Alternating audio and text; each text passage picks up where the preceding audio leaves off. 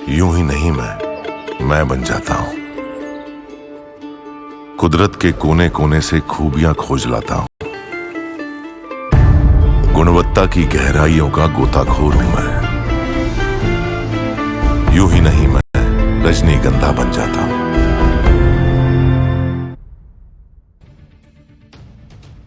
नमस्कार, न्यूज के इकलौते फैमिली शो न्यूज की पाठशाला में आप सभी का बहुत स्वागत। मैं हूं सुशांत सिन्हा। ये वो पाठशाला जहां सबकी क्लास लगती है। और सबसे पहले रोज की तरह आपको बताऊं कि आज कौन कौन सा चैप्टर खोलने वाला हूं। मोदी ट्रंप की सीक्रेट डील तो अब खुली है बॉस। भारत विरोधियों के हाथ पैर कपा देने वाला इलाज शुरू हो गया है। 180 करोड़ में 140 करोड़ भारतीयों का सौदा कर देने वाले एजेंडाधारियों की फाइल खुल गई। आज उसके बारे में बताऊंगा। मोदी भारत को मजबूत बनाने में लगे रहे। राहुल के पार्टनर ने चीन को लेकर क्या कहा कि तूफान आ गया। मोदी, अमित शाह, राहुल गांधी एक कमरे में सिर्फ तीनों के बीच क्या बात हुई, आज यह भी बताऊंगा। सरकार और मुख्यमंत्री बने बिना ही मोदी ने दिल्ली में सबसे बड़ा वादा कौन सा पूरा करना शुरू कर दिया। जो केजरीवाल 10 साल में नहीं कर पाए, मोदी ने 10 दिन में करना कैसे शुरू कर दिया। दिल्ली में नरेंद्र मोदी का वो काम जो केजरीवाल का भविष्य काला कर देगा, आज उसके बारे में भी आपको बताऊंगा। इसके अलावा बागेश्वर बाबा और पीएम मोदी पहली बार साथ आने जा रहे हैं और वो होगा जो सनातन विरोधियों के होश उड़ा देगा। बागेश्वर बाबा और पीएम मोदी एक साथ अब तगड़ा इलाज शुरू करने वाले हैं बॉस। आज इसका भी चैप्टर है। और फिर महाकुंभ में महाभीड़, सड़क से लेकर रेलवे स्टेशन पर इस वक्त क्या हालत है। महाकुंभ की वो ग्राउंड रिपोर्ट जो बताएगी अब भी करोड़ों की भीड़ आ कहां से रही है। महाकुंभ जाने का सोच रहे हैं तो पाठशाला का ये चैप्टर जरूर एक बार पहले देख लीजिएगा। लेकिन सबसे पहले दिन भर की बड़ी खबरों के रिवीजन को देख लेते हैं, फिर पहला चैप्टर।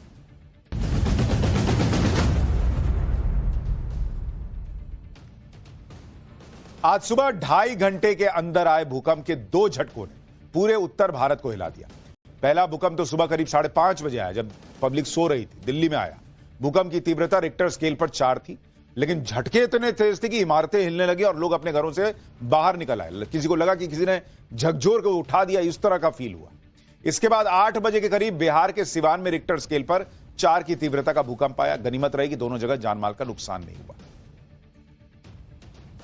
उत्तर प्रदेश के संभल में 24 नवंबर को जामा मस्जिद के आसपास हुई हिंसा को लेकर एआईएमआईएम के प्रमुख असदुद्दीन ओवैसी ने एक ट्वीट ने विवाद खड़ा कर दिया है। ओवैसी ने दावा किया था कि हिंसा के कारण इलाके में दहशत का माहौल है और करीब 1000 घरों पर ताले लगे हुए हैं। हालांकि ओवैसी के दावों का स्थानीय लोगों के साथ साथ पुलिस प्रशासन ने भी खंडन किया। जामा मस्जिद के आसपास रहने वाले लोगों ने कहा कि इलाके में कोई पलायन नहीं हुआ है। बिहार में बीपीएससी परीक्षा पर छिड़ा घमासान थमने का नाम नहीं ले रहा। आज पटना में कोचिंग सेंटर संचालक खान सर ने छात्रों के साथ मार्च निकाला। खान सर की अगुवाई में कई छात्र कोचिंग सेंटर से गर्दनीबाग तक मार्च में शामिल हुए।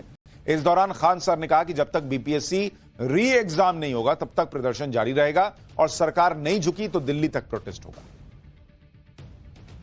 अमेरिका से अवैध प्रवासियों के तीसरे जत्थे को लेकर आया विमान अमृतसर एयरपोर्ट पहुंचा। तीसरे जत्थे में अमेरिका से भारत भेजे गए 112 लोगों में हरियाणा के 44 और गुजरात के 33 लोग। इससे पहले 15 फरवरी को 116 अवैध प्रवासियों को डिपोर्ट किया गया था, जबकि पहले जत्थे में 104 भारतीय डिपोर्ट हुए थे।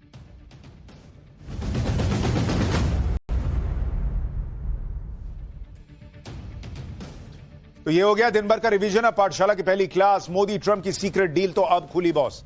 भारत विरोधियों के हाथ पैर कपा देने वाला इलाज शुरू हो गया है क्या। 180 करोड़ में 140 करोड़ भारतीयों का सौदा कर देने वाले एजेंडाधारियों की फाइल खुल गई है। मोदी भारत को मजबूत बनाने में लगे रहे। राहुल के पार्टनर ने चीन को लेकर क्या कहा कि तूफान आ गया। और मोदी, अमित शाह, राहुल गांधी एक कमरे में, सिर्फ यही तीनों। क्या बात हुई है भाई, आज वो भी बताऊंगा। सबसे पहले इस चैप्टर में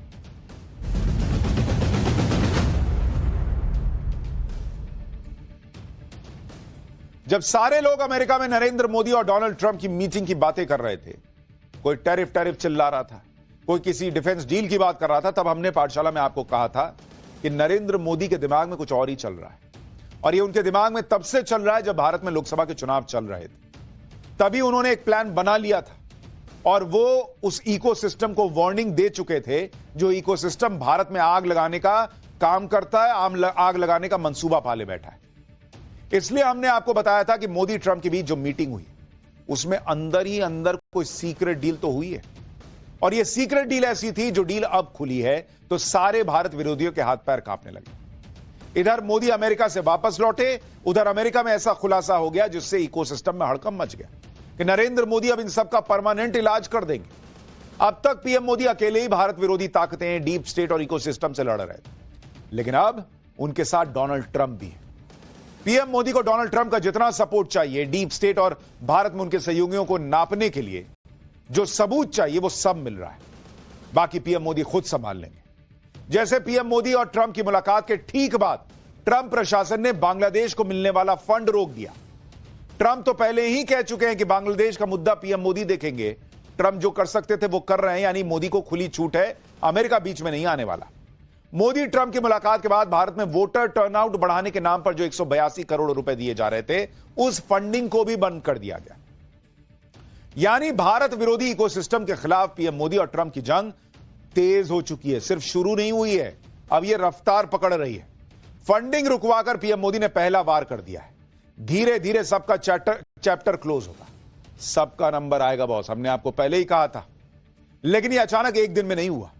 नरेंद्र मोदी के दिमाग में यह बहुत पहले से चल रहा था कि इन सब का इलाज करना पड़ेगा, वरना भारत को अगर विकसित राष्ट्र बनाना है तो ये लोग हमेशा तमाशा करेंगे। कभी यहां धरने पर बैठेंगे, कभी वहां आग लगाएंगे, कभी कुछ तमाशा, कभी कोई टूल किट आएगी। ये ऐसे चलना नहीं है बॉस। आप सोचेंगे कि इनको झाड़ देंगे हो जाएगा, नहीं बॉस, ये दीमक की तरह है, फिर चढ़ेंगे फिर खाएंगे। मैंने लोकसभा चुनाव के दौरान जब प्रधानमंत्री नरेंद्र मोदी का इंटरव्यू लिया था, उसी इंटरव्यू में पीएम मोदी ने साफ कह दिया था कि भारत विरोधी इकोसिस्टम का Narendra Modi full and final कर देंगे। एक बार आपको याद दिलाता हूं कि नव भारत के कैमरे पर मेरे इंटरव्यू में पीएम ने इकोसिस्टम के सवाल पर क्या जवाब दिया था, फिर आपको बताता हूं कि आज कौन सी फाइल खुली है। मुझे लगता है कि ये विरोध और जो तीव्रता है, इसकी उम्र 4 जून तक है। 4 जून के बाद न उनकी हैसियत होगी, न उनका हौसला होगा। सिर्फ और सिर्फ मेरे देश की ताकत होगी, मेरे देश का सामर्थ्य होगा, मेरे देश के लोकतंत्र का सामर्थ्य होगा, मेरे देश के 140 करोड़ नागरिकों का सामर्थ्य होगा, और दुनिया भारत के लोकतांत्रिक सामर्थ्य को नए सिरे से देखना शुरू करेगी। और ये जो भी है, मैं देख रहा हूं, पूरी दुनिया भारत के चुनाव को इन्फ्लुएंस करने के लिए कोशिश कर रही है, जो कि उनको नहीं करना चाहिए। ये वो अपना ओपिनियन नहीं दे रहे हैं, अपना कमेंट नहीं कर रहे हैं, वो इन्फ्लुएंस कर रहे हैं, लेकिन भारत में इन्फ्लुएंस नहीं कर पाएंगे। मुझे ये पक्का विश्वास है कि जब दीपक बूझने को होता है ना, तो लौ फटफटाती है। तो ये वो फटफटाहट है, अब उनको अंधेरे में जाना ही जाना है जी। टाइम्स नाउ नव भारत पर 6 मई को प्रधानमंत्री नरेंद्र मोदी ने कह दिया था कि भारत को अंधेरे में भेजने का सपना देखने वाले लोग, अब उन्हें अंधेरे में जाना होगा। एक वो दिन था, एक आज का दिन है। पीएम मोदी अपना होमवर्क करके बैठे थे। उन्हें इंतजार था अमेरिका में ट्रंप के आने का। उधर ट्रंप आए और 1 महीने के अंदर पीएम मोदी से मीटिंग भी हो गई और इधर एक्शन भी शुरू हो गया। पीएम मोदी के ट्रंप से मिलने के 4 दिन बाद ही डोनाल्ड ट्रंप के करीबी और उद्योगपति एलन मस्क के डिपार्टमेंट DOGE यानी डिपार्टमेंट ऑफ गवर्नमेंट एफिशिएंसी ने एक लिस्ट जारी कर दी, जिससे भारत और बांग्लादेश में तूफान आ गया। इस लिस्ट में उन देशों के नाम थे जहां अमेरिकी एजेंसी यूएस एड के जरिए मदद के नाम पर अमेरिकी टैक्स पेयर का पैसा बहा रही थी। हैरानी की बात है बॉस कि इस लिस्ट में भारत का भी नाम है और यह बताया गया कि वोटर टर्नआउट को बढ़ाने के नाम पर भारत में 182 करोड़ रुपए दिए जा रहे थे। तुम्हारा क्या लेना देना बॉस कि भारत में वोटर घर से निकल रहा है कि नहीं निकल रहा है? तुम पैसा किस बात का फूंक रहे हो? अमेरिका के लोगों का पैसा भारत में वोटर का टर्नआउट बढ़े, इस पे खर्च हो रहा है। तमाशा बना रहे हो। ये सीधे सीधे इसका मतलब है कि वोटर टर्नआउट, जैसे नहीं होता फर्जी बिल बनता है कि नाम कुछ और दिए और पैसा गया कहीं और, ये वोटर टर्नआउट बढ़ाने के नाम पर 182 करोड़ रुपए 140 करोड़ भारतीयों का सौदा करने जैसा है। और ये पैसा जिस जिस की जेब में गया ना बॉस, नरेंद्र मोदी सबका नाम निकालेंगे। अब इस खुलासे पर सवाल यह है कि 182 करोड़ रुपए किसे दिए जा रहे थे? दूसरी बात, भारत को ऐसी मदद की जरूरत पड़ेगी क्यों? भारत के इलेक्शन कमीशन के पास अपना अच्छा खासा बजट है। अमेरिका वाले बताएंगे कि घर से निकलना कि नहीं, और तुम पैसा बांटोगे। तीसरी बात, 140 करोड़ की आबादी वाले देश में 182 करोड़ रुपए वोटर टर्नआउट बढ़ाने के नाम पर खर्च करना यह आसानी से हजम होने वाली बात नहीं है। चौथी बात, 182 करोड़ रुपए कहां खर्च हुए या होने थे, किसके पास यह फंड गया, अब यह पता लगना जरूरी है। यानी जो लोग यह सोच रहे थे कि चुपे चाप खेल करेंगे और उसके बाद अपनी सरकार आएगी, मजे में हम भी खाओ तुम भी खाओ वाला हिसाब चलेगा, सरकार तो पसंद की नहीं आई उनकी, लेकिन अब दिन भी उनके पसंद के नहीं चल रहे। मोदी वहां मिलकर आए तुलसी गबार्ड से, डोनाल्ड ट्रंप से, एलन मस्क से, और यहां फंडिंग रुक गई। अच्छा, मैंने देखा कई मीडिया आउटलेट छाप रहे हैं भारत को झटका, अमेरिका ने भारत की मदद बंद की। ये भारत को झटका है, ये भारत की मदद बंद की है, ये भारत को बर्बाद करने वालों की मदद बंद हुई है बॉस, कोई झटका नहीं है। जो लोग ऐसी हेडलाइंस छाप रहे हैं उन्हें सोचना चाहिए क्या छाप रहे हैं वो। अमेरिका के जिस यूएसएड की करोड़ों की रकम पर भारत में बवाल मचा है, वो यूएसएड क्या है वो भी आपको बता देता हूं। यूएसएड अमेरिका की वो सरकारी एजेंसी है जो दूसरे देशों में सामाजिक, आर्थिक, राजनीतिक और स्वास्थ्य से जुड़े कार्यक्रमों के लिए फंडिंग करती है। इसके लिए यूएसएड का दूसरे देशों के अलग अलग संगठनों से कॉन्ट्रैक्ट होता है और फिर इन्हें यूएसएड के जरिए पैसा मिलता है। सिर्फ 2023 में ही यूएसएड ने $68 बिलियन यानी करीब 60,000 करोड़ रुपए की रकम दूसरे देशों में फंडिंग पर खर्च की। यूएसएड के दुनिया भर में 60 से ज्यादा देशों में ऑफिसेज हैं और अमेरिका पर आरोप लगता है कि यूएसएड के जरिए ही वो दुनिया भर में अमेरिका का एजेंडा चलाता है। लेकिन डोनाल्ड ट्रंप जब से अमेरिका के राष्ट्रपति बने तब से यूएसएड जैसी अमेरिकी एजेंसियों पर बड़ी आफत आ गई, क्योंकि ट्रंप का मानना है कि अमेरिका के टैक्स पेयर का पैसा दूसरे देश के लोगों पर क्यों खर्च करना भाई, यह पैसे की बर्बादी है, इसलिए यूएसएड जैसी एजेंसियों को बंद करना चाहिए। ट्रंप का मानना है कि यूएसएड जो भी फंडिंग कर रहा है उससे ट्रांसपेरेंसी नहीं है, उसमें पैसे का मिसयूज हो रहा है और दूसरे देशों पर जिन वजहों से पैसे खर्च किए जा रहे हैं उससे अमेरिका की जनता का क्या लेना देना। भाई सही बात बोल रहा है वो आदमी। भारत में वोटर टर्नआउट बढ़े, ज्यादा मतदाता घर से निकले वोट करने के लिए, इससे अमेरिका के पैसे का क्या लेना देना भाई। डोनाल्ड ट्रंप अमेरिका में ऐसे हर काम को बंद कर रहे हैं जिस पर फालतू के पैसे बर्बाद हो रहे थे। इसी वजह से ट्रंप ने DOGE नाम का मंत्रालय बनाया और इसकी जिम्मेदारी एलन मस्क को दे रखी है। एलन मस्क ने ही खुलासा किया कि यूएसएड से भारत में भी पैसा जा रहा है। अब यह पता लगाना है कि भारत में पैसा लेने वाले कौन कौन से लोग हैं। कमाल की बात यह है कि भारत के इलेक्शन प्रोसेस पर छाती पीटने वाला विपक्ष अमेरिका से आने वाली 182 करोड़ की मदद पर सन्नाटे में। एक आदमी विपक्ष से आके नहीं बोल रहा है यह पैसा किसको गया, पैसा किसको गया। दूसरी तरफ बीजेपी नेता इस वित्तीय मदद पर सवाल उठा रहे हैं। अमित मालवीय जो बीजेपी के नेता है, उन्होंने कहा कि यह निश्चित रूप से भारत की चुनावी प्रक्रिया में बाहरी हस्तक्षेप है। इससे किसे फायदा हो रहा था, सत्ताधारी दल को तो बिल्कुल नहीं। बीएसपी के नेता मायावती ने कहा कि क्या यह देश में फ्री और फेयर इलेक्शन में दखल नहीं है, अगर है तो फिर इससे किसको फायदा पहुंच रहा था। बीजेपी ने तो अमेरिका से आ रही फंडिंग को राहुल गांधी और जॉर्ज सोरोस के साथ साथ डीप स्टेट से जोड़ दिया। अमेरिका से 182 करोड़ की फंडिंग बीजेपी को उन आरोपों से मेल खाती है जिसमें बीजेपी नेताओं ने 2024 के चुनाव के बाद कहा था कि नरेंद्र मोदी को हराने के लिए विदेश से साजिशें रची गई। पूरा दम लगाया गया, जोर लगाया गया कि मोदी ना पहुंच पाए इस कुर्सी पर, लेकिन अभी तक इन आरोपों का कोई आधार नहीं था, कोई सबूत नहीं था। बीजेपी यह भी आरोप लगा चुकी है कि अमेरिका में डीप स्टेट, जॉर्ज सोरोस सब मिलकर पीएम मोदी को हराने के लिए फंडिंग करते रहे और जॉर्ज सोरोस राहुल गांधी का गहरा कनेक्शन है। पिछले साल लोकसभा चुनाव के दौरान रूस ने भी कहा था कि अमेरिका की तरफ से भारत के चुनाव में दखल दिया जा रहा है, और अब जब यह मदद की बात सामने आ रही है वोटर टर्नआउट बढ़ाने के नाम पर, तो साफ साफ दिखने लगा है कि अमेरिका में बैठकर कोई तो था जो चाहता था कि मोदी हार जाए। अमेरिका का क्या इंटरेस्ट होगा सोचिए मोदी को हराने में। सीधा सीधा यही कि भारत की अर्थव्यवस्था रॉकेट बनी हुई है, भारत विकास कर रहा है, यह कैसे आगे जा सकता है जी, इसको नीचे करो। मोदी तो हमारी बैठ के सुनता नहीं, पहले वाले को सुना देते थे, मोदी को हटाओ, कोई अपने हिसाब का आदमी लाओ। यानी बीजेपी ने लोकसभा चुनाव को लेकर जो आरोप लगाए थे, अमेरिका से फंडिंग के जरिए भारत में दखल की जो बातें कही जा रही थी, वो अब सच साबित हो रही। और अमेरिका के DOGE विभाग की यह लिस्ट इस बात की गवाही दे रही। अब उन लोगों की नींद उड़ी हुई होगी जो लोग विदेशों से पैसे लेकर भारत के खिलाफ माहौल बनाने में लगे थे।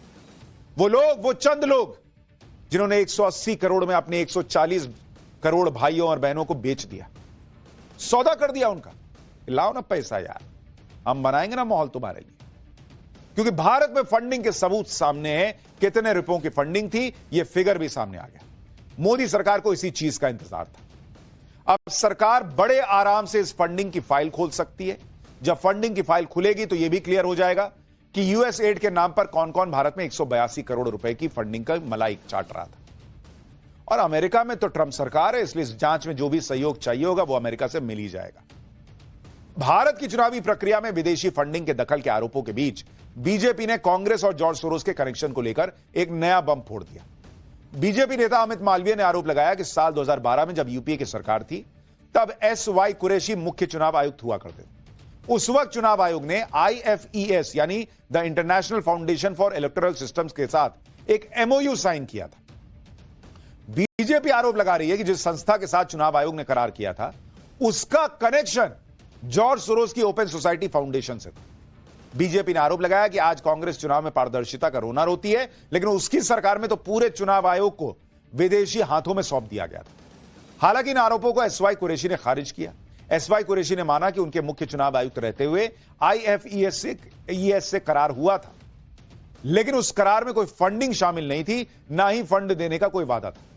उधर बीजेपी नेता अमित मालवीय की पोस्ट पर जवाब देते हुए कांग्रेस नेता पवन खेड़ा ने कहा कि कोई इन्हें बताया कि 2012 में जब भारतीय चुनाव आयोग को कथित तौर पर यूएस एड से यह फंडिंग मिली थी तब सत्तारूढ़ पार्टी कांग्रेस थी। इस तर्क से तब के सत्ताधारी दल कांग्रेस को तथाकथित बाहरी हस्तक्षेप करवाकर अपनी ही चुनावी संभावनाओं को नुकसान पहुंचा रही थी और विपक्ष यानी बीजेपी ने सोरोस या यूएस एड की वजह से 2014 में चुनाव जीता था।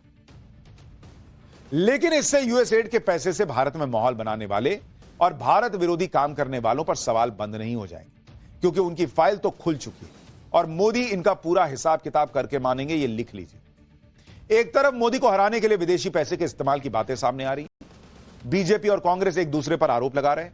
उधर आज एक बड़ी बात यह भी हो गई कि नरेंद्र मोदी और अमित शाह की मुलाकात राहुल गांधी से हुई। एक ही कमरे में 3 नेता और बस यही तीनों।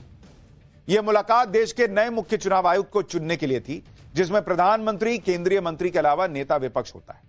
देश में मौजूदा CEC यानी chief election commissioner Rajiv Kumar हैं, जो 18 फरवरी यानी कल रिटायर हो जाएंगे। पीएम मोदी, अमित शाह और नेता विपक्ष राहुल गांधी को मिलकर जो पैनल बना है वो सर्च कमेटी की तरफ से शॉर्टलिस्ट किए गए उम्मीदवारों में से एक नाम चुनेगा और इस नाम की सिफारिश नए CEC के तौर पर राष्ट्रपति को भेजी जाएगी। इधर पीएम मोदी, राहुल गांधी और अमित शाह की मीटिंग हुई और उसी वक्त कांग्रेस ने एक प्रेस कॉन्फ्रेंस कर नए CEC के चुनाव पर मोदी सरकार को घेर लिया। कांग्रेस ने आरोप लगाया, क्या है वो सुन लीजिए, फिर बताता हूं कि इस देश में पहले कैसे CEC चुने जाते थे और कैसे पीएम मोदी इस प्रक्रिया को बदल रहे हैं, इसे पारदर्शी बना रहे हैं। कांग्रेस पार्टी का यह मानना है कि सुप्रीम कोर्ट ने जब ये इंडिकेट करा है कि 19 फरवरी को इसके बारे में वो हियरिंग करेगा और फैसला सुनाएगा कि कमेटी का कॉन्स्टिट्यूशन किस तरीके से होना चाहिए, तो आज की मीटिंग को पोस्टपोन किया जाना चाहिए। कांग्रेस नए CEC के चुनाव का विरोध कर रही क्योंकि 19 फरवरी को सुप्रीम कोर्ट में सुनवाई होनी। सुप्रीम कोर्ट में CEC और EC की नियुक्ति से संबंधित नए कानून को चुनौती दी गई है। इसी वजह से कांग्रेस मोदी सरकार को लोकतंत्र का पाठ पढ़ा रही है कि जब मामला सुप्रीम कोर्ट में है तो फिर यह बैठक क्यों। लेकिन कमाल की बात यह है कि जो कांग्रेस मोदी सरकार पर सवाल उठा रही है उसके सत्ता में रहते हुए चीफ इलेक्शन कमिश्नर और EC यानी इलेक्शन कमिश्नर के चुनाव के लिए कोई कानून था भी नहीं। जो भी प्रधानमंत्री होता था उसकी सलाह पर राष्ट्रपति CEC और EC को नियुक्त कर देते थे। 2023 में मोदी सरकार इसके लिए कानून लेकर आई और अब देश में पहली बार चुनाव आयोग के मुखिया को चुनने में नेता विपक्ष की भी राय ली जा रही है। ये लोग तो अपने हिसाब से चुन देते थे, सिलेक्शन पैनल में नेता विपक्ष भी डाला गया है। यानी ये पीएम मोदी की सरकार है जिसने देश में चुनाव आयोग के मुखिया को चुनने के लिए पारदर्शिता को बढ़ाया, नेता विपक्ष को भी सिलेक्शन प्रोसेस में शामिल किया। लेकिन मोदी सरकार की तरफ से पास कानून को चुनौती दी गई है और 2023 में सुप्रीम कोर्ट की संवैधानिक पीठ ने फैसला दिया था कि चुनाव आयुक्तों की नियुक्ति एक पैनल करेगा। इसमें प्रधानमंत्री, लोकसभा में नेता प्रतिपक्ष और चीफ जस्टिस ऑफ इंडिया शामिल हो। कोर्ट ने कहा था कि यह प्रोसेस तब तक लागू रहेगा जब तक संसद चुनाव आयुक्तों की नियुक्ति को लेकर कोई कानून नहीं बना लेती। उसी साल मोदी सरकार ने CEC और EC की नियुक्ति से जुड़ा कानून पास किया था जिसमें 3 सदस्यीय पैनल रखा गया, लेकिन इस प्रोसेस से CJI, chief justice of India को हटा दिया गया। इस कानून पर विपक्षी दलों का कहना था कि सरकार सुप्रीम कोर्ट की संवैधानिक पीठ के आदेश के खिलाफ बिल लाकर उसे कमजोर कर रही और इसलिए सुप्रीम कोर्ट में नए कानून के खिलाफ याचिका डाली गई। अब सोचिए, मोदी सरकार तो चुनाव आयोग में नियुक्ति के लिए कानून लेकर आई। हो सकता है हर कानून की तरह उसमें भी कुछ खामियां हो, लेकिन पहले की सरकारों में तो कानून था भी नहीं, और वही लोग गाना गा रहे हैं कि बड़ा पारदर्शी नहीं हो रहा है। यार ये क्या सिस्टम मोदी जी ने बनाया। एक तरफ मोदी और ट्रंप भारत विरोधी इकोसिस्टम की बैंड बजा रहे हैं, दूसरी तरफ ऐसा लगता है कि जैसे कांग्रेस ने डीप स्टेट वाला नैरेटिव फैलाने का ठेका उठाया हुआ। अब इंडियन ओवरसीज कांग्रेस के अध्यक्ष सैम पित्रोदा ने एक बार फिर ऐसा बयान दिया है जिससे बवाल कटा हुआ है। राहुल गांधी के करीबी सैम पित्रोदा कह रहे हैं कि भारत को चीन को अपना दुश्मन मानना बंद कर देना चाहिए। चीन से खतरे को अक्सर बढ़ा चढ़ाकर पेश किया जाता है, चीन को दुश्मन मानने के बजाय उसे सम्मान देना चाहिए। पित्रोदा कह रहे हैं कि भारत को चीन के प्रति अपने नजरिए को बदलने की जरूरत है। जरा सैम पित्रोदा को सुनिए क्या क्या कह रहे हैं, फिर बताता हूं कि सैम पित्रोदा के बयान पर बीजेपी ने कैसे कांग्रेस को भयंकर रगड़ दिया। I don't know what is the threat from China. I think there is always this thing blown out of at times proportion because US has the habit of defining an enemy. We need to change that pattern. You know, to assume that China is the enemy from day one, it's just not fair. Sam Pitroda कह रहे हैं कि चीन तो भारत का दुश्मन है ही नहीं। सैम पित्रोदा कह रहे हैं कि चीन के खतरे को बढ़ा चढ़ाकर पेश किया गया है। अरे बॉस, तो ये बात अपने बगल में बैठे राहुल गांधी को ना समझाइए, पहले तो उनको समझाइए जो कह रहे हैं कि चीन ने ये ले लिया वो ले लिया, पता नहीं उनको कौन आके बता रहा। ये क्या बात हुई भला? बीजेपी पूछ रही है कि जिस चीन ने गलवान घाटी में घुसपैठ की, जिसे रोकने के लिए भारतीय सेना के 20 जाबाज सैनिक शहीद हो गए, क्या कांग्रेस उस चीन को भारत को दुश्मन नहीं मानती? चीन ने भारत के मोस्ट वांटेड पाकिस्तानी आतंकवादी मसूद अजहर को संयुक्त राष्ट्र सुरक्षा परिषद में 4 बार वैश्विक आतंकवादी घोषित होने से रोका। क्या कांग्रेस को इस बात से फर्क नहीं पड़ता? चीन ने जम्मू कश्मीर में धारा 370 को दोबारा लागू करने की पाकिस्तानी मांग का हमेशा समर्थन किया। क्या कांग्रेस फिर भी चीन को दुश्मन नहीं मानती? चीन की सेना बार बार लगातार अरुणाचल प्रदेश से लेकर लद्दाख तक एलएसी पर घुसपैठ का प्रयास करती है। क्या चीन ये सब दुश्मनी नहीं दोस्ती में करता है? सैम पित्रोदा ने तो बयान दे दिया, लेकिन उनके बयान पर अब बीजेपी कांग्रेस से जवाब मांग रही है। बीजेपी के नेता सुधांशु त्रिवेदी ने क्या सवाल पूछे, सुनिए जरा। उन्होंने इस प्रकार की बात कही कि चीन के साथ तो किसी प्रकार का विवाद ही नहीं है, जैसे भारत ही अग्रसर की भूमिका में, यानी आक्रामक मुद्रा लिए हुए। ये गलवान के शहीदों का अपमान है कि नहीं? मैं कांग्रेस पार्टी से सीधे पूछना चाहता हूं। गलवान में जो हुआ, हमारे 20 सैनिक बलिदान हो गए, और उसके बाद यदि आपका ओवरसीज का चीफ इस प्रकार की भाषा बोलता है तो यह निंदनीय है। याद करिए राहुल गांधी जी ने विदेश में क्या कहा था कि चाइना ने बड़ा संघर्ष करते हुए ऊपर उठने का उदाहरण प्रस्तुत किया है उन चुनौतियों के बीच से। आपको याद हो अभी कुछ दिन पहले के अपने विदेशी दौरे में क्या कहा कि चाइना ने अनएम्प्लॉयमेंट को बहुत अच्छे तरीके से टैकल किया है, जबकि फैक्ट ऑफ द मैटर है इस समय चाइना में एम्प्लॉयमेंट रेट 24% है। सैम पित्रोदा ने चीन को लेकर जो कहा, उस पर बीजेपी ने कांग्रेस और राहुल गांधी को घेर लिया। पूछा कि क्या चीन से पैसे लेते हो भाई, जो बार बार चीन की इतनी तारीफ करते रहते हो? क्योंकि राहुल गांधी भी कई बार मोदी सरकार का विरोध करने के चक्कर में चीन के नैरेटिव को सूट करने वाली बातें करते रहते हैं। अब बीजेपी पूछ रही है कि जो कांग्रेस आरोप लगाती है कि मोदी सरकार ने देश की जमीन चीन को सौंप दी, उस कांग्रेस को अब चीन से कोई खतरा क्यों नहीं दिख रहा? बीजेपी इसकी वजह उस समझौते को बता रही है जो कांग्रेस और चीन की कम्युनिस्ट पार्टी के बीच 2008 में हुआ था, जिस समझौते पर साइन करने के लिए पूरा गांधी परिवार कम्युनिस्ट पार्टी के निमंत्रण पर बीजिंग गया था। प्रियंका वाड्रा और रॉबर्ट वाड्रा भी बीजिंग गए थे, और जब राहुल गांधी चीन की कम्युनिस्ट पार्टी के साथ समझौते पर साइन कर रहे थे, तब सोनिया गांधी भी वहां मौजूद थी। बीजेपी आरोप लगाती कि जो समझौता तत्कालीन प्रधानमंत्री मनमोहन सिंह को करना चाहिए था, उसे राहुल गांधी और सोनिया गांधी की हैसियत से कर रहे थे। इसलिए बीजेपी हमेशा कहती है कि चीन ने भारत सरकार के साथ नहीं, बल्कि एक राजनीतिक पार्टी के साथ समझौता किया था। लेकिन कांग्रेस कहती है कि यूपीए सरकार के दौरान चीन से यह समझौता दोनों देशों के बीच हाई लेवल बातचीत का तंत्र तैयार करने से जुड़ा था। पित्रोदा के बयान के बाद बीजेपी एक बार फिर उसी समझौते की याद दिला रही है। वैसे सैम पित्रोदा के बयान पर तो कांग्रेस की सहयोगी शिवसेना यूबीटी भी सवाल उठा रही है। प्रियंका चतुर्वेदी कांग्रेस को क्या नसीहत दे रही हैं, सुनिए, फिर बताता हूं कि कांग्रेस कैसे बैकफुट पर आ गई। सैम पित्रोदा जी ने जो कहा है कि चीन हमारा दुश्मन नहीं है, वो कहीं ना कहीं गलत बयान है। अगर आप देखें, चाइना एक ऐसा देश है जो इंटरनेशनल लॉज को का पालन नहीं करता है, जो अरुणाचल प्रदेश से लेकर लद्दाख में घुसपैठियापंथी कर रहा है, जो खुद राहुल गांधी जी ने इसके बारे में उठाया है। और ये कहना और ये डिसमिस कर देना, ये कहीं ना कहीं देश की नेशनल सिक्योरिटी पे प्रश्न चिन्ह उठाता है। उम्मीद करती हूँ कांग्रेस पार्टी इसका संज्ञान लेगी। यानी बीजेपी से लेकर कांग्रेस के सहयोगी तक सवाल उठा रहे हैं कि भैया ये क्या कह रहे हैं सैम पित्रोदा। बीजेपी तो कह रही है कि सैम पित्रोदा के बयान से कांग्रेस का चीन प्रेम खुलकर सामने आ गया, लेकिन हर बार की तरह कांग्रेस ने इस बार भी सैम पित्रोदा के बयान से किनारा काट लिया। पार्टी महासचिव जयराम रमेश ने ट्वीट करके सैम पित्रोदा के बयान को उनका पर्सनल बयान बताकर कांग्रेस को बचाने की कोशिश की। जयराम रमेश के मुताबिक सैम पित्रोदा ने चीन पर जो कुछ भी कहा वो निश्चित तौर पर कांग्रेस का विचार नहीं। चीन हमारी विदेश नीति, बाहरी सुरक्षा के साथ साथ आर्थिक चुनौती भी है। यानी सैम पित्रोदा के बयान पर कांग्रेस सॉरी कर रही है, लेकिन ना तो अंकल सैम ने पहली बार विवादित बयान देकर कांग्रेस की मुश्किल बढ़ाई है और ना ही यह पहली बार है जब कांग्रेस को सैम पित्रोदा के बयान से किनारा काटना पड़ा है। पिछली बार जब पित्रोदा ने कह दिया कि उत्तर पूर्व के लोग चीनी जैसे दिखते हैं, एक आध बार तो कांग्रेस ने उन्हें पद से हटाया भी, लेकिन फिर भी कांग्रेस के लाडले बने रहते हैं क्योंकि राहुल गांधी के बहुत खास हैं। लेकिन ये लोग जो भी बोले, इतना तो दिख रहा है कि मोदी और ट्रंप मिलकर ऐसे सारे लोगों का इलाज कर देंगे आने वाले समय में। पाठशाला में अब अगली क्लास। सरकार और मुख्यमंत्री बने बिना ही मोदी ने दिल्ली में सबसे बड़ा वादा पूरा करना कैसे शुरू किया। जो केजरीवाल 10 साल में नहीं कर पाए, मोदी ने 10 दिन में करना शुरू भी कर दिया। दिल्ली में नरेंद्र मोदी का वो काम जो केजरीवाल का भविष्य काला कर देगा, अब इसका चैप्टर।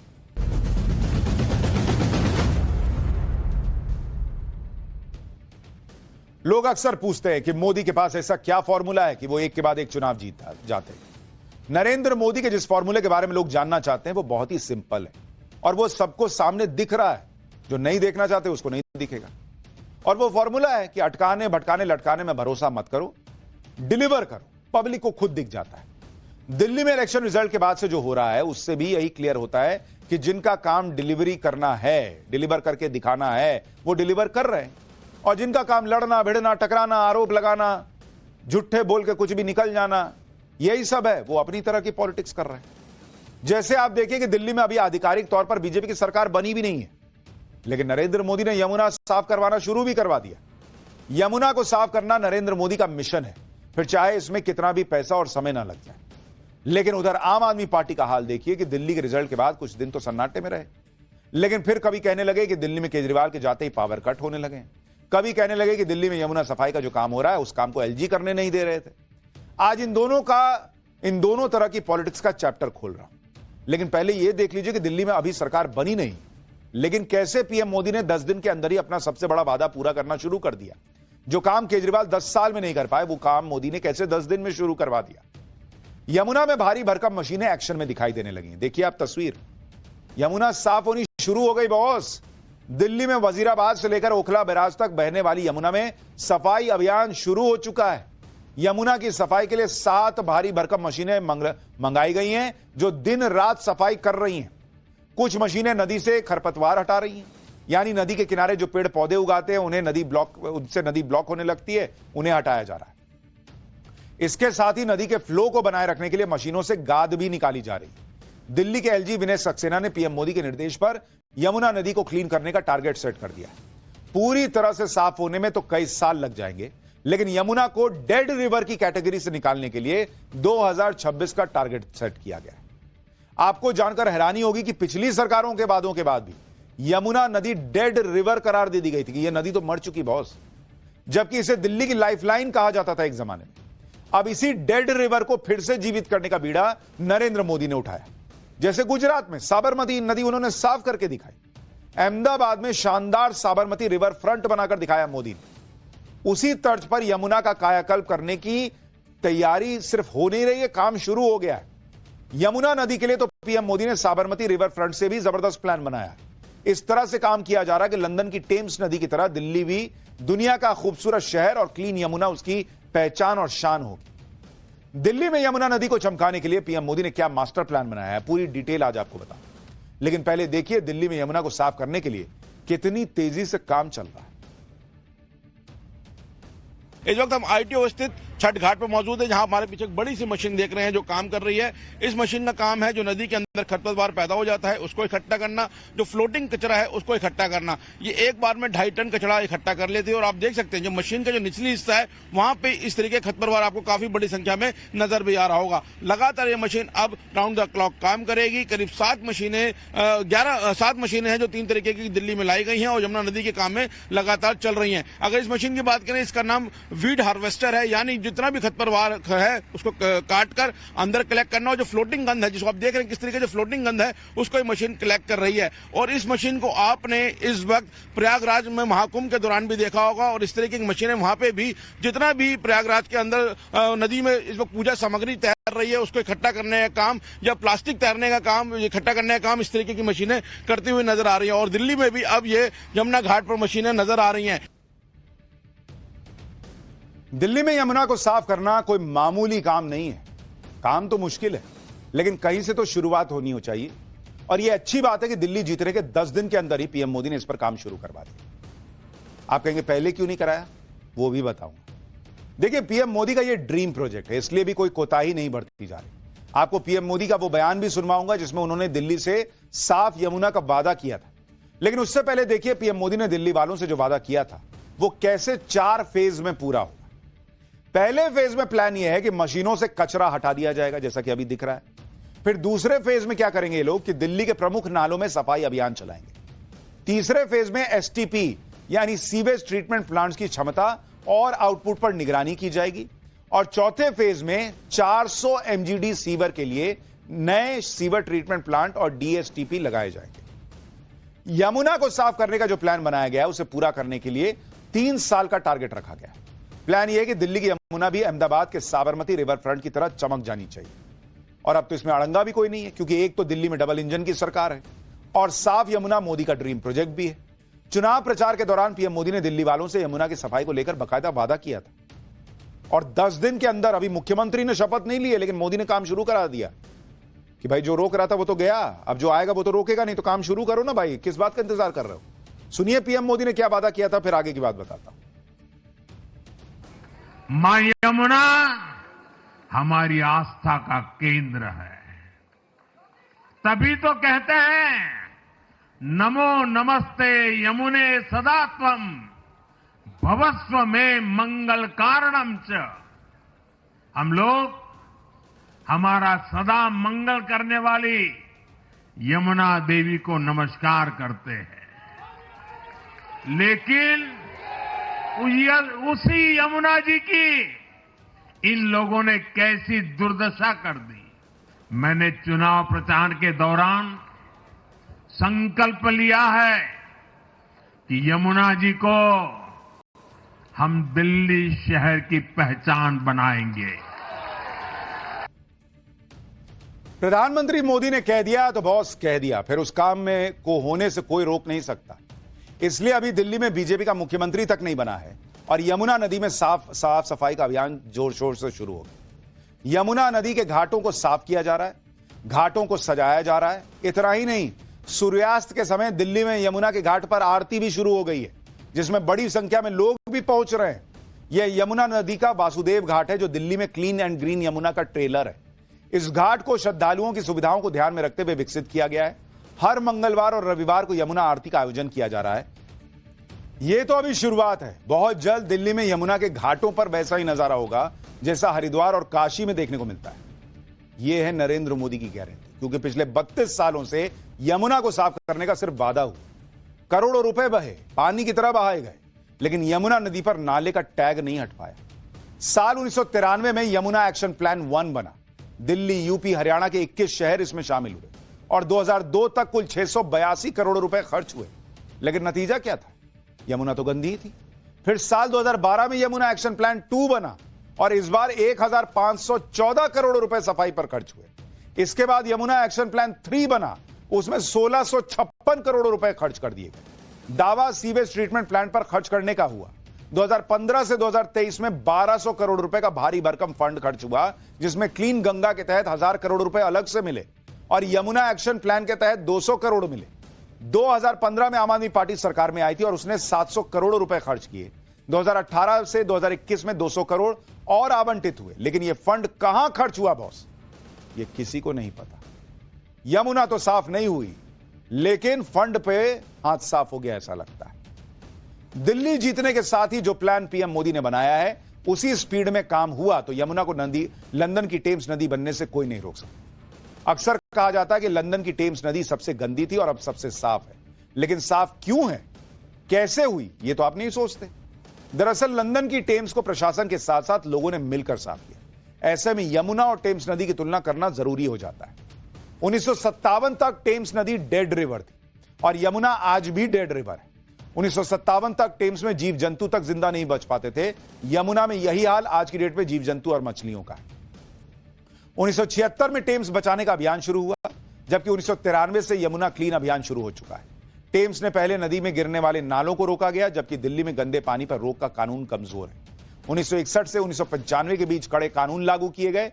दिल्ली में नदी में कूड़ा फेंकने पर भी सख्ती से रोक नहीं लगी। लंदन में टेम्स के लिए विशेष प्राधिकरण बना दिया गया। दिल्ली में भी प्राधिकरण बना, लेकिन फायदा कुछ नहीं हुआ। लंदन में सरकार ने ऑक्सीजन के लिए ऑक्सीजनेटर लगाए। यहां यमुना की सफाई को लेकर 22 सालों से कोई कारगर पहल नहीं। ग्रेटर लंदन के सीवेज सिस्टम को वहां सुधारा गया, जबकि दिल्ली में सीवेज सिस्टम की आज भी लचर हालत है। लंदन में बिना ट्रीटेड पानी डालने पर कड़ी रोक है। नजफगढ़ ड्रेन से सबसे ज्यादा गंदगी नदी में आती है यहां यमुना। सरकारें बदलती रहीं, करोड़ों रुपया बहता रहा, कई बार प्लान बने फेल हो गए, लेकिन यमुना साफ नहीं। यमुना नदी को क्लीन करने की चुनौती क्या है, यह भी आपको समझना होगा। यमुना की दिल्ली में लंबाई करीब 52 किलोमीटर, इसमें नदी का 22 किलोमीटर का हिस्सा सबसे बड़ा चैलेंज है। यमुना नदी की 76% गंदगी इसी 22 किलोमीटर में, क्योंकि 18 बड़े नालों का गंदा पानी यहीं पर गिरता है। 350 लाख लीटर गंदा पानी और सीवेज सीधा यमुना में गिर जाता है। और 2020 से 2024 के बीच 2 दशक के बराबर यमुना में प्रदूषण बढ़ गया। लेकिन चुनौती कैसे भी हो, उससे पार पाना मोदी को अच्छी तरह आता है। यमुना के लिए भी उन्होंने कुछ ऐसा ही संकल्प लिया है। तभी तो दिल्ली में सरकार बनने से पहले ही जो काम शुरू हुआ है, उससे बड़ा काम, उससे बड़ी प्लानिंग के साथ शुरू होगा। अब बीजेपी दिल्ली में सरकार बनाने जा रही है और इसके साथ ही उसका 6 पॉइंट का यमुना क्लीन का प्लान रेडी है। जानकारी के मुताबिक सरकार बनते ही पुनर्जीवित करने के लिए यमुना कोष की स्थापना होगी। फिर नालों से यमुना में पानी गिरने के से पहले ट्रीटमेंट होगा और इसके अलावा गाजियाबाद से आ रही साहिबी नदी के गंदे पानी का भी ट्रीटमेंट होगा। साथ ही सीवेज ट्रीटमेंट प्लांट की क्षमता 1000 MGD की जाएगी और एफ्लुएंट ट्रीटमेंट प्लांट की क्षमता 220 MLD तक बढ़ाई जाएगी। इसके अलावा यमुना में जीरो इंडस्ट्रियल एमिशन सुनिश्चित किया जाएगा। यमुना नदी दिल्ली के लिए लाइफलाइन है। पीने के पानी के लिए इस पर निर्भर है। यही कारण है कि राजनीति का मुद्दा भी रहती है और इस बार दिल्ली में आम आदमी पार्टी के हार का कारण भी बनी। 2021 में खुद केजरीवाल ने कहा था कि वो यमुना को न सिर्फ क्लीन करेंगे बल्कि डुबकी लगाएंगे। टाइम्स नाउ नवभारत के मंच पर केजरीवाल ने तब क्या कहा था, एक बार सुनिए, फिर बताता हूं आजकल ये लोग क्या कर रहे हैं। यमुना मेरी जिम्मेदारी है। मैं पिछले 3-4 दिन से देख रहा हूं बहुत आरोप प्रत्यारोप चल रहे हैं भी। वो कह रहे हैं ये नहीं कर रहे हो। यमुना में चाहे हरियाणा से आ रहा है, चाहे यूपी से आ रहा है, चाहे कहीं से आ रहा है, यमुना को साफ करने की जिम्मेदारी मेरी है। I will not pass blame to anyone. ये 70 साल की प्रॉब्लम है, ये 2 दिन की प्रॉब्लम नहीं है। चुनाव के वक्त मैंने दिल्ली के लोगों से 5 साल मांगे थे। मैंने कहा अगले चुनाव में मैं खुद डुबकी लगाऊंगा यमुना के अंदर, आप सब लोगों को साफ पानी में डुबकी लगवा दूंगा। अरविंद केजरीवाल पब्लिक को यमुना में डुबकी लगवाना चाहते थे। जब वो ऐसा नहीं कर पाए तो पब्लिक ने उनकी पॉलिटिक्स की डुबकी लगवा दी। पूरी पार्टी ही डूबी जा रही है।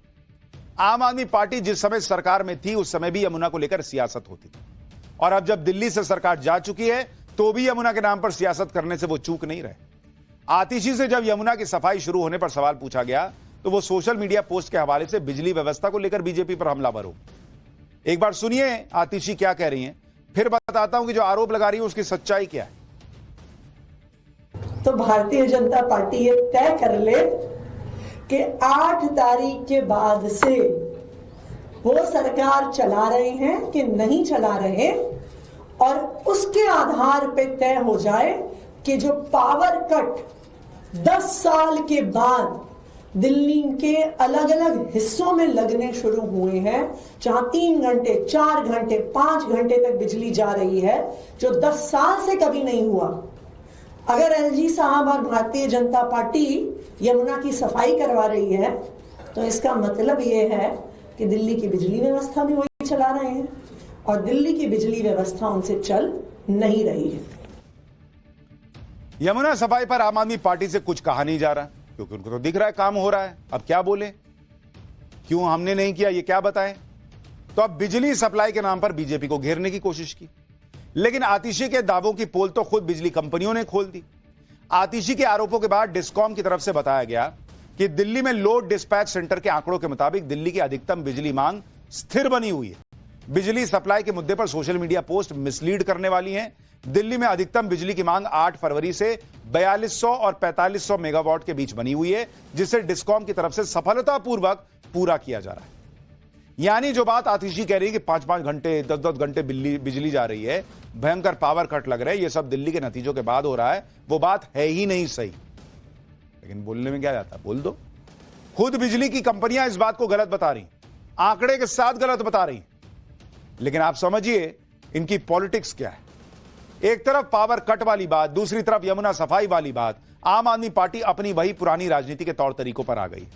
जबकि यमुना के मामले का सच यह है कि अरविंद केजरीवाल खुद ये मान चुके हैं कि वो यमुना को साफ नहीं कर पाए। लेकिन अब जब बीजेपी यमुना की सफाई को लेकर कदम उठा रही है, तो आम आदमी पार्टी को इसमें भी पॉलिटिक्स करने का मौका दिख रहा है। आम आदमी पार्टी वाले कह रहे हैं कि जो मशीनें यमुना की सफाई के लिए अब लगाई गई, वो पहले क्यों नहीं लगाई गई?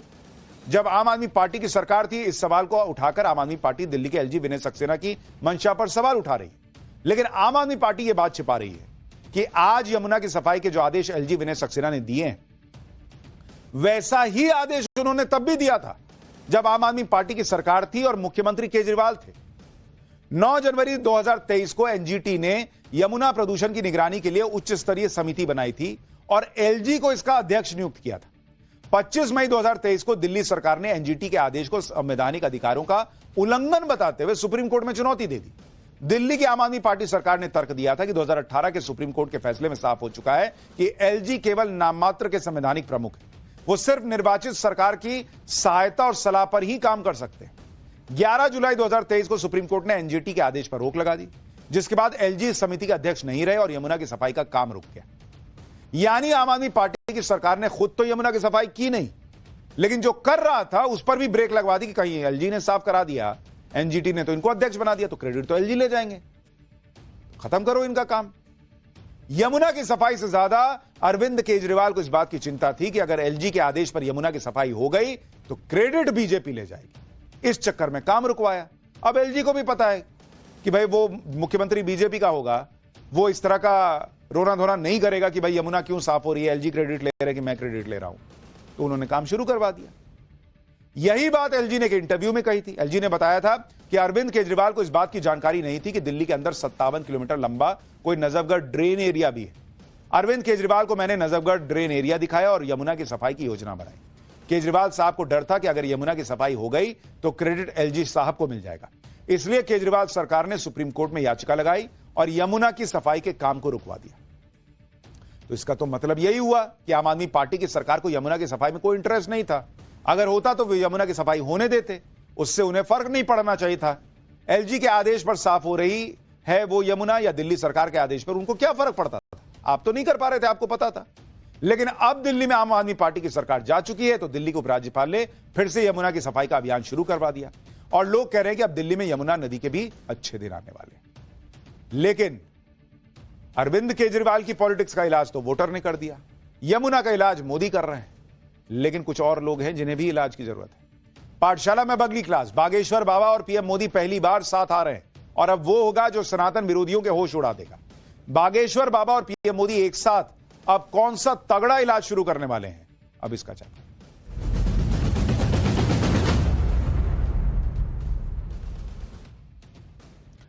आने वाले कुछ दिनों में बड़ी जबरदस्त तस्वीरें देखने को मिलने वाली हैं।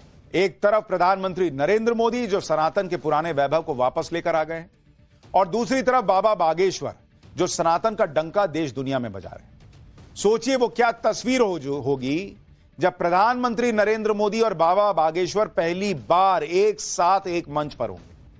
पहली बार सनातन की यह धमाकेदार जोड़ी एक साथ नजर आएगी तो बहुतों पर बिजली गिर जाएगी। सनातन विरोधियों के होश उड़ जाएंगे। ये जोड़ी एक साथ आने जा रही है और दोनों अब तगड़ा इलाज शुरू करने वाले हैं। यह सब कैसे होने वाला है ये आज आपको विस्तार से बताऊंगा। पहले एक बात यह भी समझ लीजिए कि अक्सर कुछ लोग बाबा बागेश्वर के लिए कहते रहते हैं कि वो तो हिंदू मुसलमान करते हैं।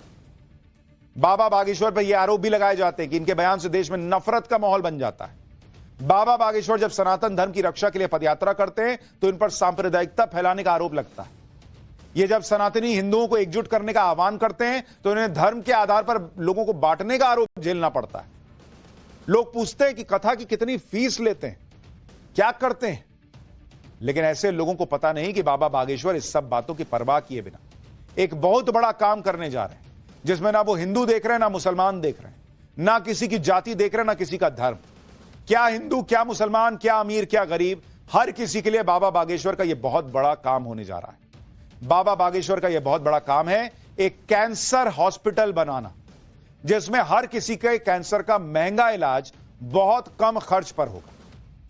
अब बताइए, अगर बाबा बागेश्वर हिंदू मुसलमान करते, भेदभाव करते, तो कौन ऐसा इंसान होगा जो अपनी सारी कमाई लेके जो है कैंसर अस्पताल बनवाएगा, जो नंगे पांव पैदल चलेगा और कहेगा कि हिंदुओं को एकजुट होना चाहिए, जाति में बटके और एक दूसरे पर अत्याचार नहीं करना चाहिए। ये हैं बागेश्वर बाबा जो अस्पताल बनवाने जा रहे हैं। और सबसे बड़ी बात यह है कि बाबा बागेश्वर के इस बड़े मिशन के लिए 23 फरवरी को खुद प्रधानमंत्री मोदी इस कैंसर अस्पताल का शिलान्यास करने के लिए बागेश्वर धाम जा रहे हैं। पीएम मोदी को जब बाबा बागेश्वर ने इस कैंसर हॉस्पिटल के शिलान्यास को लेकर निमंत्रण भेजा तो उन्होंने तुरंत स्वीकार कर लिया। इसके अलावा 26 तारीख को बाबा बागेश्वर महाशिवरात्रि के अवसर पर बागेश्वर धाम में 251 गरीब कन्याओं का सामूहिक विवाह समारोह भी करवा रहे हैं। इसमें देश की राष्ट्रपति डॉक्टर द्रौपदी मुर्मू बागेश्वर धाम जा रही। आप सोचिए कि जो इंसान समाज में हिंदू मुसलमान करेगा, लोगों में नफरत फैलाएगा, उसके पास प्रधानमंत्री और राष्ट्रपति जैसे लोग जाएंगे क्या? लेकिन सबको दिख रहा है कि बागेश्वर बाबा क्या कर रहे हैं, कैसे जात पात को मिटाने में लगे हैं और कैसे बड़ी भयंकर बीमारी कैंसर के इलाज के लिए भी काम कर रहे हैं। बागेश्वर धाम में पीएम मोदी के आने की खबर से पूरे इलाके में त्योहार जैसी तैयारियां चल रही हैं। कैंसर हॉस्पिटल के भव्य शिलान्यास को लेकर पूरे इलाके में जबरदस्त उत्साह है। लोग बहुत खुश हैं भाई कि मोदी जी आने वाले हैं, कैंसर हॉस्पिटल बनने जा रहा है। बागेश्वर धाम के लोगों को शुरू में तो इस बात का यकीन ही नहीं हुआ कि उनके गांव में पीएम मोदी आ रहे हैं, लेकिन बाबा बागेश्वर के प्रयासों से आज ऐसा दिन आ गया कि पीएम मोदी बागेश्वर धाम जा रहे हैं। आगे बढ़ने से पहले आपको इस कैंसर हॉस्पिटल के बारे में भी बताता हूं। छतरपुर जिले के बागेश्वर धाम में 100 बिस्तरों वाला मल्टी स्पेशलिटी कैंसर हॉस्पिटल का निर्माण शुरू हो रहा है। करीब 200 करोड़ की लागत से बनने वाला यह अस्पताल 25 एकड़ इलाके में बनेगा, जो अगले 3 साल में बनकर तैयार हो जाएगा। इस अस्पताल का नाम बागेश्वर बालाजी सरकार cancer institute and research centre रखा गया है। इसका भूमि पूजन पीएम नरेंद्र मोदी 23 फरवरी को करने वाले हैं। इस अस्पताल की एक खास बात यह भी है कि इस अस्पताल में जर्मनी और इंग्लैंड के डॉक्टर भी सेवाएं देंगे। इस अस्पताल को 4 फेज में बनाया जाएगा और अस्पताल परिसर में श्री बालाजी देवस्थान भी होगा। इस अस्पताल को 4 फेज में बनाने की बात इसलिए कही जा रही है क्योंकि जैसे जैसे फंड आएगा, पैसा आएगा, वैसे वैसे इसका निर्माण होता रहेगा। इसके अलावा पहला चरण पूरा होने के बाद मेडिकल कॉलेज बनेगा। 23 फरवरी को होने वाले कार्यक्रम को लेकर बाबा बागेश्वर ने लोगों से क्या अपील की है, एक बार उसको सुनिए। उसके बाद बताता हूं कि इस अस्पताल के लिए बाबा बागेश्वर ने भव्य मंदिर तक का काम रुकवा दिया और इतना पैसा कैसे आया वो भी बताऊंगा। 23 फरवरी को भूमि पूजन है हॉस्पिटल का, कैंसर हॉस्पिटल का।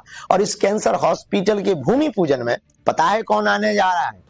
हमारे भारत के वर्तमान समय में सबसे ज्यादा लोकप्रिय, जिन्होंने भारत को पूरी दुनिया में एक ऐसी स्थिति पर पहुंचाया है जहां पूरा विश्व आशा और अपेक्षा के साथ देख रहा। वर्तमान में भारत विश्वामित्र का भारत विश्वमित्र की भूमिका निभा रहा। इसी विश्वमित्र की भूमिका में विश्वमित्र बंधुत्व का कार्य का निर्वहन करने वाले भारत के लोकप्रिय प्रधानमंत्री माननीय श्री नरेंद्र मोदी जी 23 फरवरी को बागेश्वर धाम पर आ रहे हैं। हम सब भव्य दिव्य तैयारी करें, गांव गांव में आमंत्रण भेजो, सब जगह भैया हमारो निमंत्रण पहुंचबो और आओ। 22 तारीख को रात में हर हाल में यहाँ आ जाना है।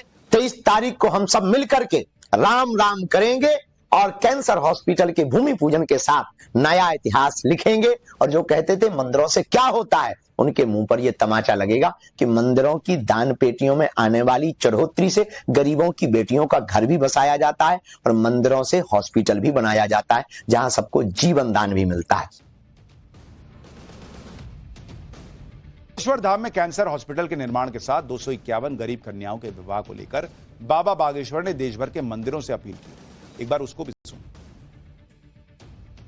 भारत का एकमात्र बागेश्वर धाम तीर्थ ऐसा है जहां से पूरे देश में एक संदेशा दिया जा रहा है कि मंदिरों की दान पेटियों में हिंदुओं के द्वारा चढ़ाए हुए चढ़ावे से अगर हिंदुओं की ही गरीब बेटियों का घर बसाया जाएगा तो भारत को विश्व गुरु बनते देर नहीं लगेगी। इसी उद्देश्य को लेकर 26 फरवरी को 251 बेटियों का विवाह होगा, जिसके 251 मंडप होंगे, वो अलग अलग होंगे। घराती और बाराती आएंगे। वर पक्ष और कन्या पक्ष में किसी को कुछ भी सहयोग नहीं लगेगा। संपूर्ण उपहार सामग्री भंडारे का व्यय, पूरी व्यवस्था बागेश्वर जन सेवा समिति, बागेश्वर धाम के शिष्य मंडल और हमने अपनी साल भर में की हुई कथाओं से जो हमें मिला उसके द्वारा कराया जाएगा एवं दान पात्र में आए हुए राशि से कराया जाएगा। यानी जो लोग पूछते थे बाबा बागेश्वर इतना पैसा ले रहे हैं अपनी कथाओं का, क्या करते होंगे? कन्याओं का विवाह कर रहे हैं, कैंसर हॉस्पिटल बन रहा है, हिंदुओं को जोड़ रहे हैं, जात पात मिटाने की बात कर रहे हैं, ये काम कर रहे हैं। पाठशाला में अगली क्लास। महाकुंभ में महाभीड़, सड़क से लेकर रेलवे स्टेशन पर इस वक्त क्या हाल है, महाकुंभ की ग्राउंड रिपोर्ट क्या बता रही है, अब उसका चला।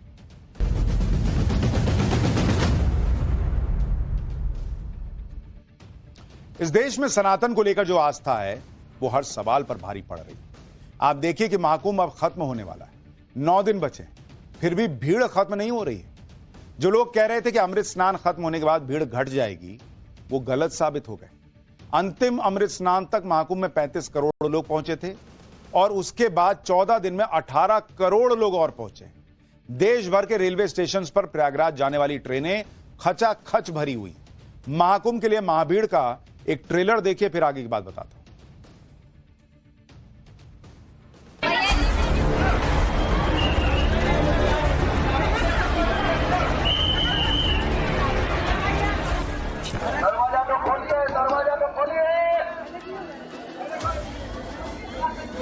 ये दरवाजा खोलिए।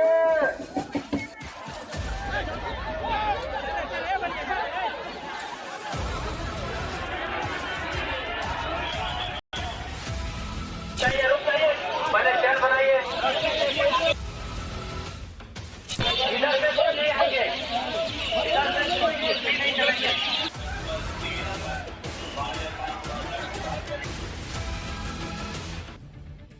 इन तस्वीरों को देखिए, क्या प्रयागराज, क्या वाराणसी, क्या अयोध्या, हर जगह रेलवे स्टेशन श्रद्धालुओं की भीड़ से भरे हुए हैं। भीड़ इतनी ज्यादा हो रही है कि लोगों को ट्रेन पकड़ने के लिए जान जोखिम में डालना पड़ रहा है। गेट से एंट्री नहीं मिल रही तो लोग ट्रेन की खिड़कियों से अंदर घुस जा रहे हैं। श्रद्धालुओं की भीड़ को कंट्रोल करने के लिए रेलवे स्टेशन पर लगातार अनाउंसमेंट हो रहा है।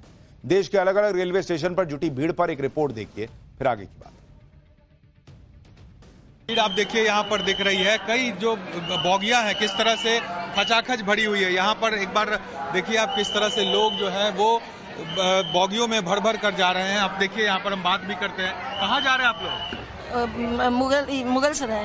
कुंभ स्नान में? कुंभ स्नान में। सब वही लोग हैं क्या? हाँ, सब यहाँ से उठे हैं, हम लोग कोलकाता से, हावड़ा से उठे हुए हैं। देखिए यहाँ पर कई जो यात्री हैं वो भरे हुए। आप लोग खिड़की से चढ़ रहे हैं, कोई डर नहीं लग रहा है?